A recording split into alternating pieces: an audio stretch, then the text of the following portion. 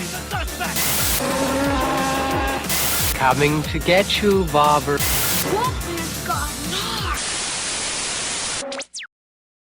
Scream is a 1996 horror movie directed by Wes Craven, and it stars Courtney Cox, David Arquette and Neve Campbell. Hi guys, my name's Barry and welcome back to the channel, and welcome to the first of the Scream movie reviews that I'll be doing in the lead up to the new Scream movie.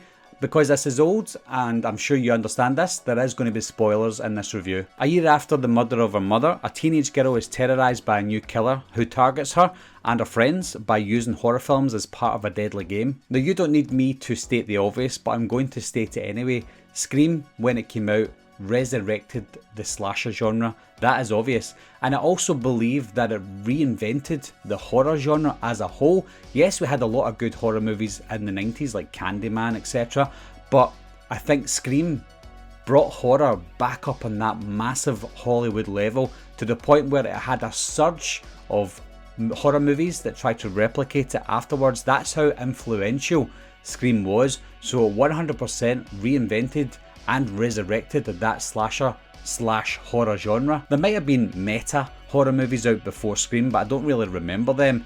Obviously I think A New Nightmare was one of them, but Scream itself was the first one I really understood in that meta sense, and with the slick writing and the way that Kevin Williamson wrote this movie, it was just so enjoyable when we got those meta moments. This was also the birth of another horror icon in Ghostface, the character itself.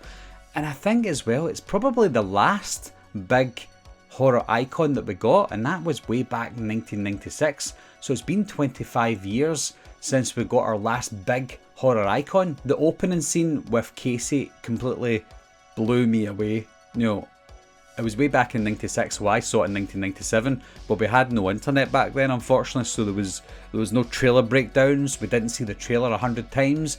We didn't see a lot of still images. We just went on a little small trailer we got on TV and that was it. But because I knew Drew Barrymore, in fact I only knew Drew Barrymore and Courtney Cox, I believe, from the list of actors that were in the movie. So I thought that Drew Barrymore was going to be the main character, and I thought Drew Barrymore was going to be the final girl. But that twist that we got at the beginning of the movie completely blew me away because I just wasn't expecting it. I thought the whodunit aspect was a great layer to this already completely layered movie. You know, the whodunit is not new. We had a whodunit in a lot of horror movies before, but like I said, Scream reinvented that. Scream brought it back and made it popular again. Even without a whodunit aspect, it was already a fun movie, but because we were guessing who the killer was, it just added to the fun that we had. Every character was completely three-dimensional. We got behind every character, whether we loved them or not. We just wanted to see more of them.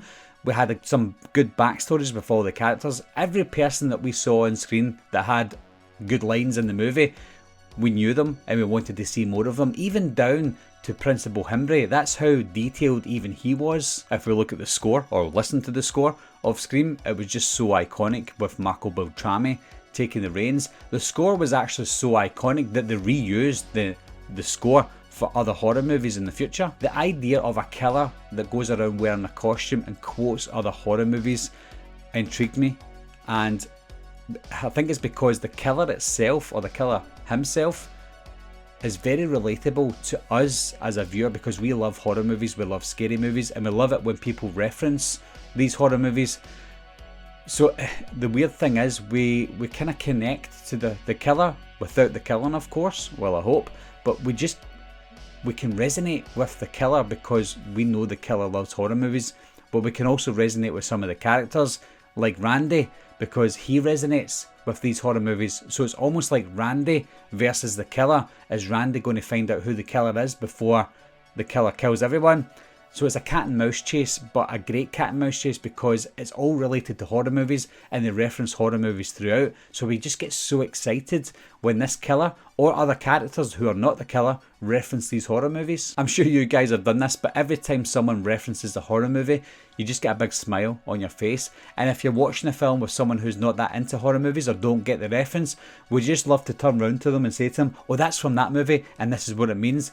Obviously they hate it, but we absolutely love it. Like when Tatum turns around to Sydney and says, oh, it's something like a Wes Carpenter flick, I'll pause that and say to my wife, Wes Carpenter, what she means is Wes Craven and John Carpenter put together, and my wife will go, I don't care. I think the killer reveal was great. I suspected Stu throughout the movie, and I obviously suspected Billy because he was the obvious choice, but when Billy got stabbed, I thought, okay, it can't be Billy. When Billy got away from the police station, when it turned out he wasn't the killer at the time, it made it too obvious that he wasn't the killer then. But then when it was revealed that he was the killer after he got stabbed, or fake stabbed, I was blown away. I thought, wow, because I didn't suspect Billy after he got killed, or supposed to have got killed. But then when it was revealed that it was two killers, I never thought for 1 second that it would be two killers. I just always thought it would be one killer. You know, Freddy Krueger, Michael Myers, Jason Voorhees, it's just all one killer. But when we find out there's two killers, I was completely blown away. If you're watching this movie for the first time now, you might be thinking, how could you not know it's two killers? But you would be the same if you watched it 25 years ago.